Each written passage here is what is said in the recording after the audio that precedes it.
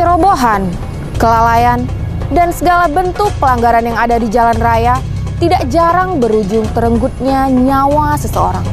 Perilaku dan etika dalam berlalu lintas adalah kunci dari semua peristiwa. Tayangan berikut adalah sebagian kecil dari sekian banyaknya kejadian akibat kelalaian dalam berlalu lintas. Lugas dan tajam mengungkap kasus, menyajikan fakta tanpa rekayasa di balik kasus.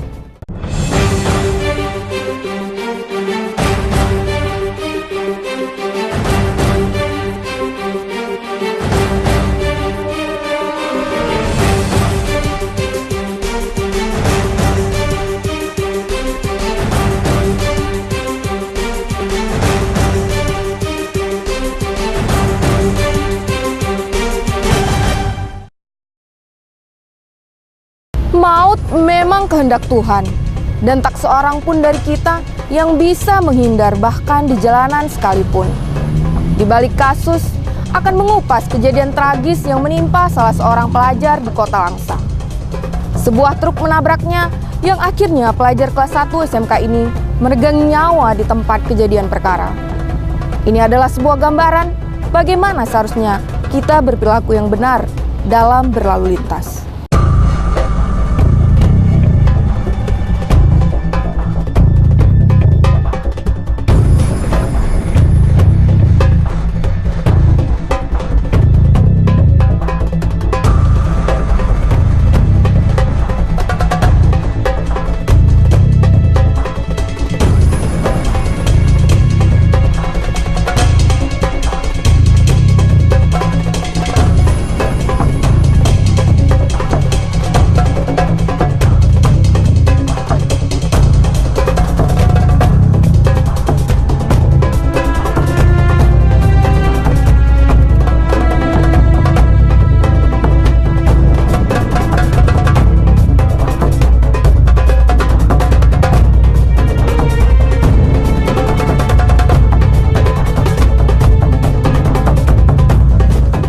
Saya dengan sahabat saya keluar dari pintu gerbang sekolah dan kami pun mengendarai sepeda motor. Dan saya pun bercerita-cerita tentang masalah kawan-kawan dan saya pun melihat dia begitu senang saat pulang dari sekolah.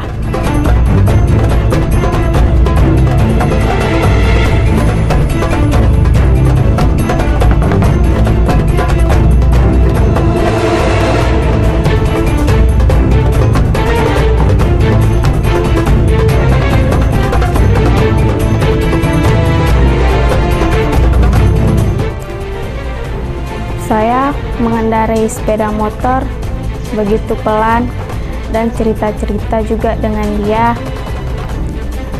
Begitu juga dengan dia, tetapi dia nggak banyak omong, dia diem aja.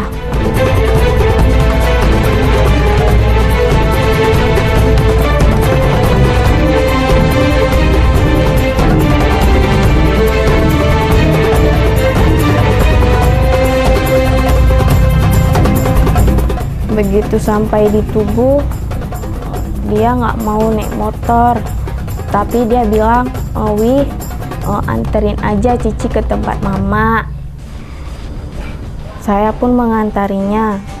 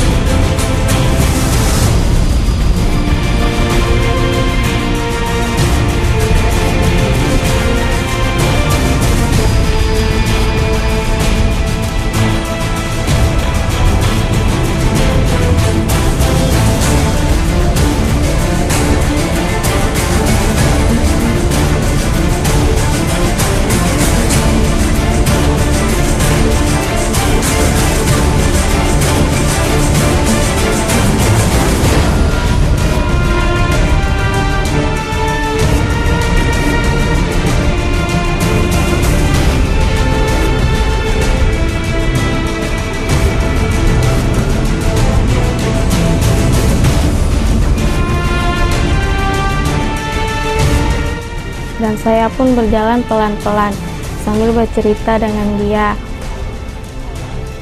Begitu sampai ke Sumilung, ada seorang kakek-kakek naik sepeda, dan ada pun mobil yang menyerempet kami dan kami pun terjatuh sehingga menyebabkan dia meninggal.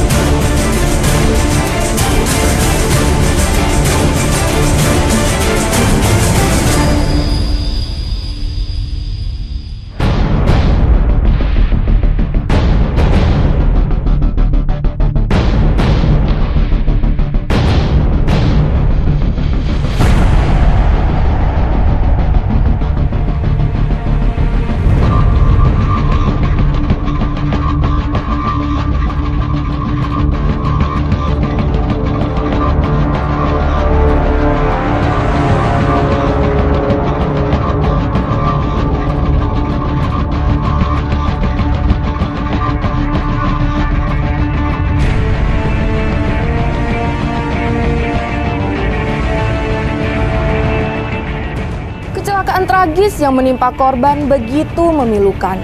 Di balik kejadian tersebut, menyisakan kesedihan yang sangat mendalam bagi keluarga korban yang ditinggalkan. Penyesalan tinggal penyesalan, air mata yang tertumpah tak mampu mengembalikan nyawa korban yang telah menghadap Sang Ilahi.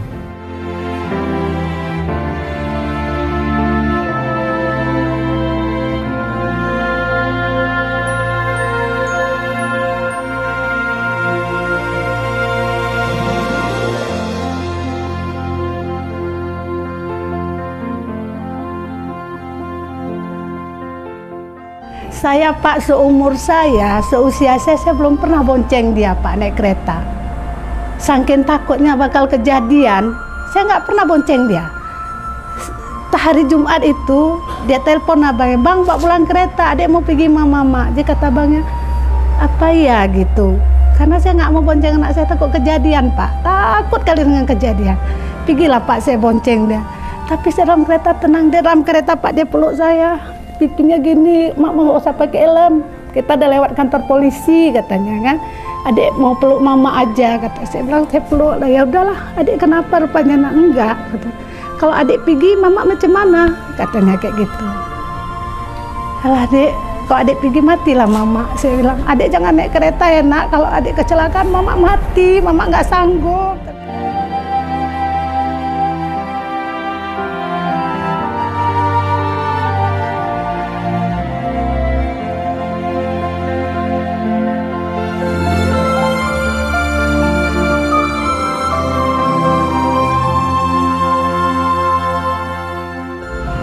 Waktu malam Jumat, dia mandi, katanya mandi pakai jeruk purut Pak. Katanya, "Adik mau mandi suci Mak, biar badan adik ini suci," katanya. "Ngapain adik mandi suci? Kan bentar lagi bulan puasa, nanti baru mandi suci." Saya bilang, "Enggak Mak," katanya. Itulah Pak, waktu dia melangkah pergi itu Pak, dia lambai tangan kayak gini, "Mama, adik pergi ya," katanya. "Iya dek, hati-hati ya nak," saya bilang gitu kan. Iya, sampai ke pengkolan masih ada Pak, dia lambai tangan.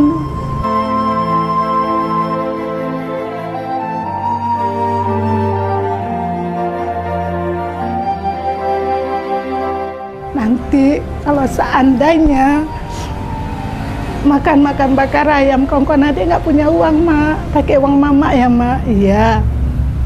Saya bilang, "Yang penting adik jangan kemana-mana," saya bilang gitu. Kalau bakal saya rasanya Pak, ditinggal kayak gini Pak. Kalau saya rasanya nggak beriman Pak, yang mungkin saya udah macam orang gila. Makanya saya nggak sanggup, kalau nengok anak sekolah tuh nggak sanggup. Saya kalau nengok tuh nggak sanggup, maka saya Pak nggak pernah keluar rumah. Tetangga-tetangga ini pada tanya semua, "Ibu tuh kenapa nggak mau keluar rumah?" Nggak sanggup saya Pak. Kalau memang diizinkan di kuburan tuh Pak, bikin gubuk. Saya mau tinggal di situ Pak. Saya bilang, mana saya dek, itu kayu ada. Kita bikin gubuk di sana lah nak. Saya bilang, Mak dah gak kuat. Adik kita takut tidur sendiri. Saya bilang tuh, Mama jangan Mak, Mama jangan Mak. Macam gak ada Tuhan kita katanya. Saya duduk lagi Pak. Saya ini Pak sekarang Pak, seandainya haus tapi saya nggak tahu minum, seandainya perut saya lapar, saya nggak tahu makan, gitulah. Perasaan saya nih Pak, hancur kali.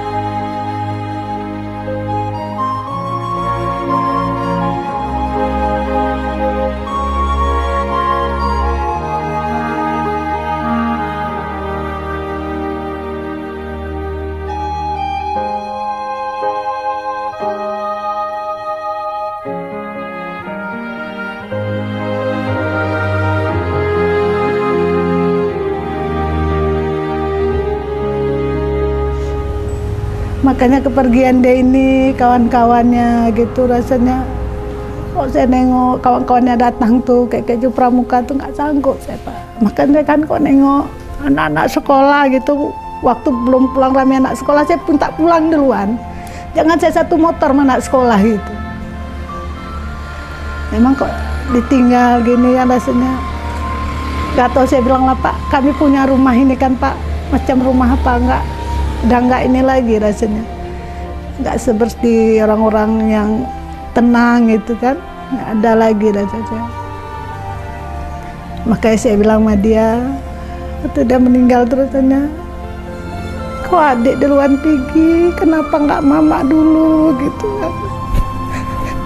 Kalau saya nengok foto-foto dia waktu terakhir dia ikut pesen,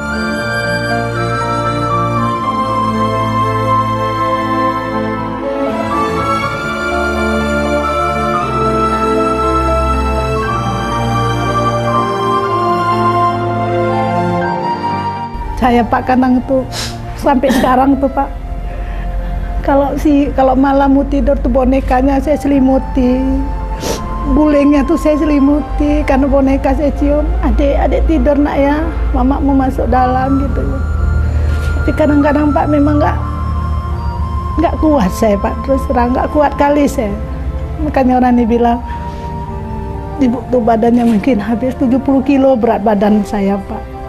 Tinggal 50 kilo kan ajaknya mana ya Pak. Kalau saya nengok gambar dia nih, kadang-kadang kalau nggak ada abang-abangnya kan tinggal kami berdua Pak, gambarnya saya susun, saya tidur di gambarnya itu. Ya Allah dek, saya bilang kenapa harus pergi, saya bilang.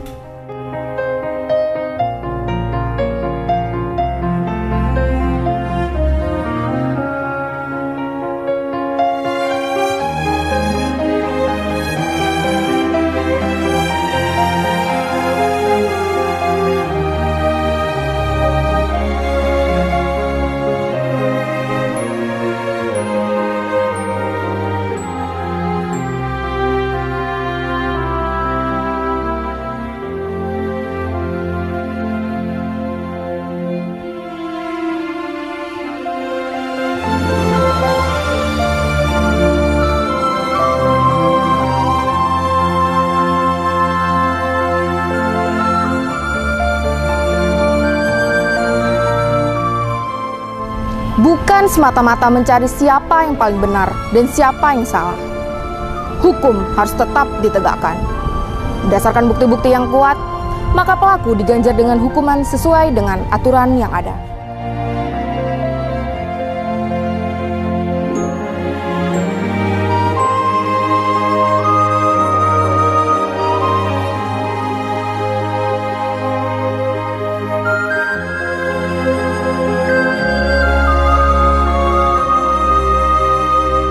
Dia juga punya tanggung jawab. Kalau seandainya dia terus dihukum, bagaimana anak bininya, ya kan? Janganlah. Memang kita pun tahu. Dia juga mungkin nggak mau nabrak anak saya, ya kan? Kalau tahu kayak gini, mungkin dia pun nggak mau nabrak anak saya. Dia kan nggak mau menghabiskan nyawa orang. Tapi ya jalur hukum bagaimana lah Pak? Saya serahkan dengan bapak-bapak polisi ini. Kalau saya ini ya, kalau anak saya udah nggak ada ya udahlah.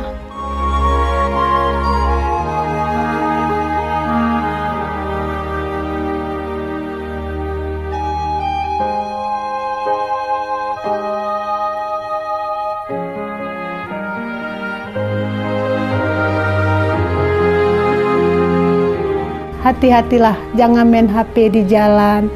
Saya rasa mungkin karena kejadian ini, karena kelalaian HP di jalan itu mungkin ya Pak ya.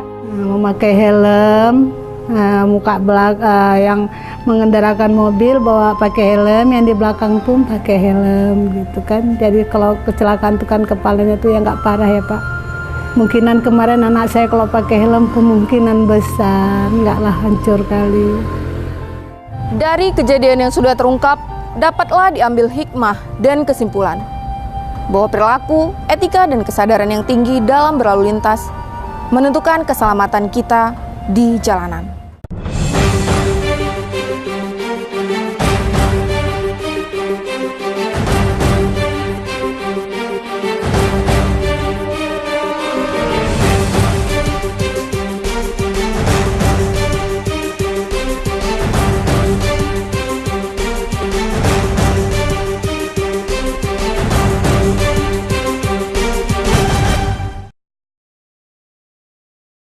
SIM atau surat izin mengemudi bukanlah jaminan keselamatan di jalan. Mematuhi rambu-rambu lalu lintas juga belum cukup tanpa didasari mental bertanggung jawab dalam berlalu lintas. Sebab tanggung jawab tidaklah tertulis dalam SIM dan tidak dituangkan dalam rambu-rambu. Tanggung jawab berlalu lintas adalah kesadaran tertinggi dalam setiap perilaku bagi pengguna jalan dimanapun berada. Tabrak lari adalah salah satu contoh pengguna jalan yang tidak bertanggung jawab. Suyitno dan istrinya adalah sebagian kecil dari begitu banyaknya kasus tabrak lari di negeri ini. Seperti apa kronologisnya? Di balik kasus akan menyajikan fakta tanpa rekayasa.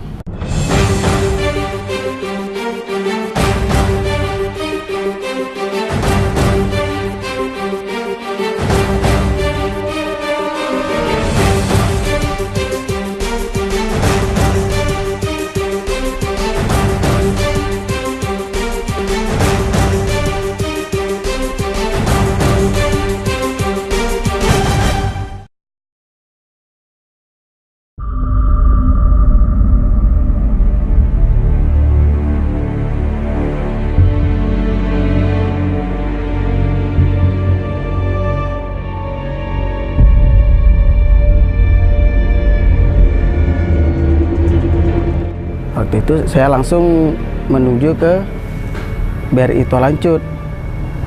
Sampailah saya di sana itu sekitar jam 5:30 gitu.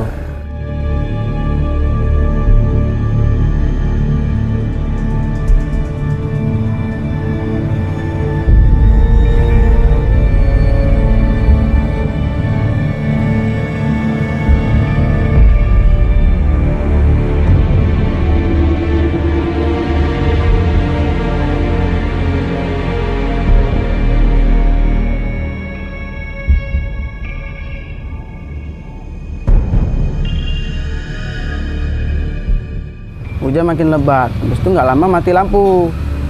Udah mati lampu itu makin saya pelan-pelan, kendaraan saya pelan-pelan, bawa terus kendaraan itu dengan pelan-pelan. Saya dengar itu di belakang itu ada suara truk itu ngebut gitu kan. Karena saya pelan-pelan ya kan, hujan lagi pun saya pakai helm, istri nggak pakai helm ya kan.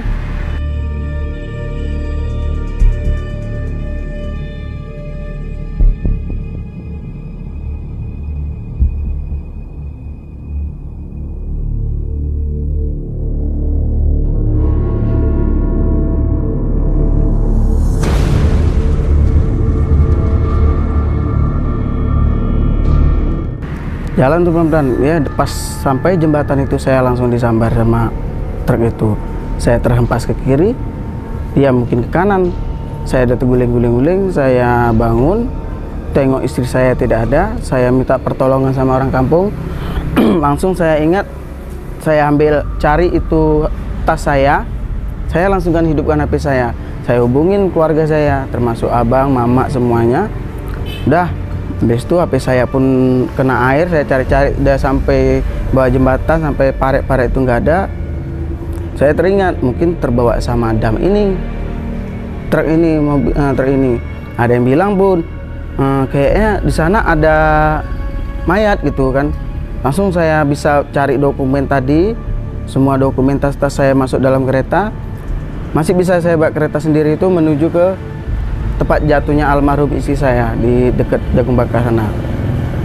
Sekitar 1 kilo lah itu jarak dari kejadian sampai jatuhnya almarhum kan. Sana saya tengok emang dia udah nggak ada.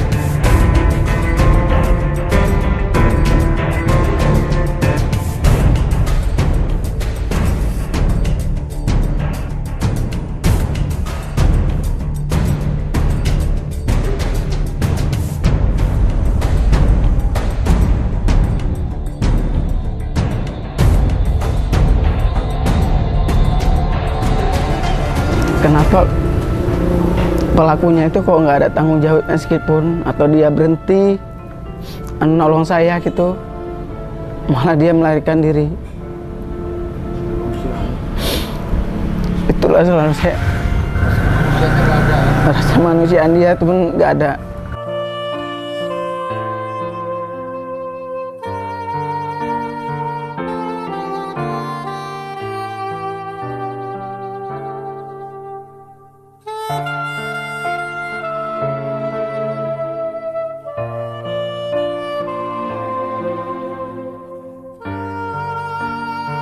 Itulah salah saya. Kalau saya tidur, saya tatap foto saya sama dia. Sampai sekarang pun saya ratapi itu nasib saya, kenapa kayak gini.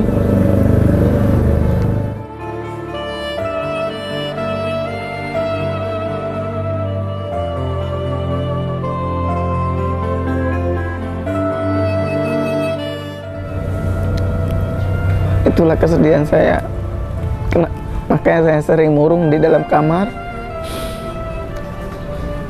selalu melihat foto istri saya.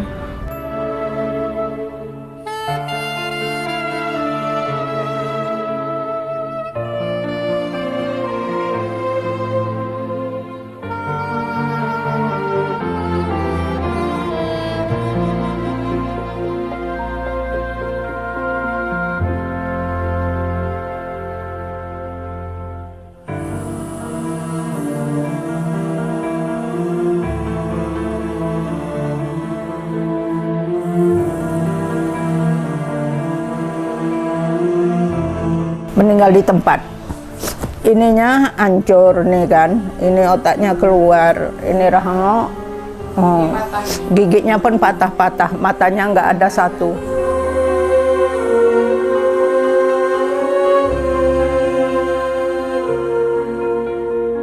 Kami nggak tahu lagi, nggak bisa bilang lagi itu macam mana perasaan nenek ya.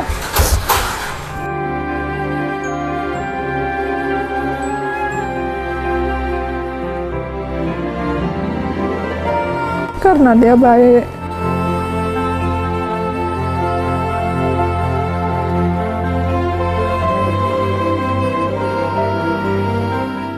Musibah adalah takdir yang tidak dapat diganggu-gugat. Kematian istri Suyitno seakan menjadi daftar panjang sebuah kasus tanpa pertanggungjawaban. Kemana Suyitno harus mencari keadilan?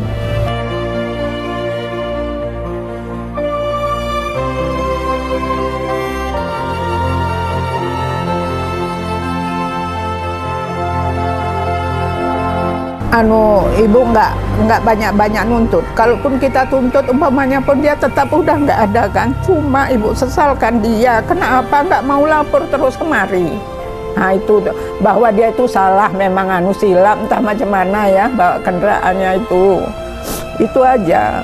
Nggak nuntut banyak-banyak ya macam mana lah tuntutan orang ini umpamanya yang dia harus dihukum segini nggak, cuma kita serahkan aja sama yang berwajib. Kalau dia itu salah ya dihukum yang anunya aja lah, yang wajarnya aja, jangan kali berlebihan umpamanya sampai berpuluh-puluh tahun gitu, jangan.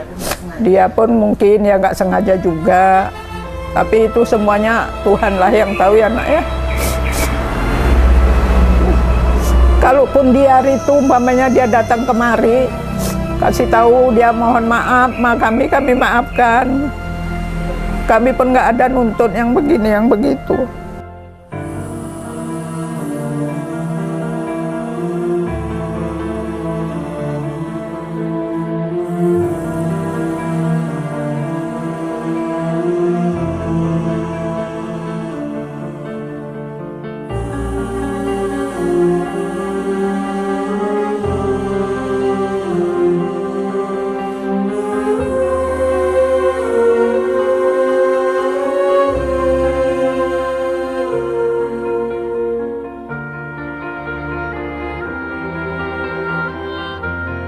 Kasus yang terselesaikan bukanlah suatu hal yang bisa dibanggakan. Dan kasus yang tidak terselesaikan juga bukan menjadi suatu hal yang patut disesalkan. Yang lebih penting daripada itu semua adalah bagaimana kita bersama-sama mengupayakan untuk mengurangi angka kecelakaan di jalan, baik besar maupun kecil. Mungkin yang menjadi pilihan adalah dengan berlaku santun dan bertanggung jawab dalam berlalu lintas, agar kejadian-kejadian yang tidak kita inginkan di jalan raya bisa terhindar. Pilihan itu ada di tangan Anda. Di balik kasus, selalu lugas dan tajam mengungkap kasus, menyajikan fakta tanpa rekayasa.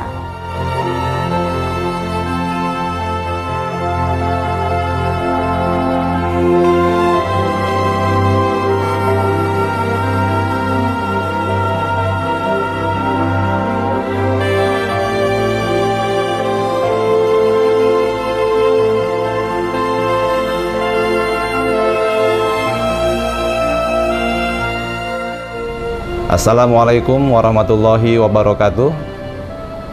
Saya selaku Kapolres Langsa mengajak kepada seluruh masyarakat, khususnya masyarakat Kota Langsa, untuk melaksanakan budaya tertib, terutama tertib berlalu lintas. Mari kita patuhi peraturan lalu lintas. Ingat, kecelakaan selalu terjadi diawali dengan pelanggaran. Mari kita menjadi pelopor keselamatan berlalu lintas. Terima kasih. Assalamualaikum warahmatullahi wabarakatuh.